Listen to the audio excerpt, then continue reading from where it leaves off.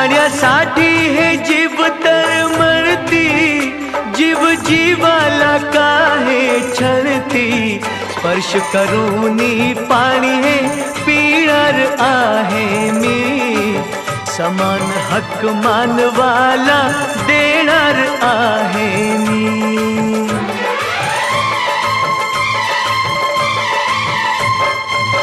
पाऊल पुढचे पुढे टाकणार आहे मी, पाणी चवदार तळ्याचे चाखणार आहे मी, पाणी चवदार तळ्याचे चाखणार आहे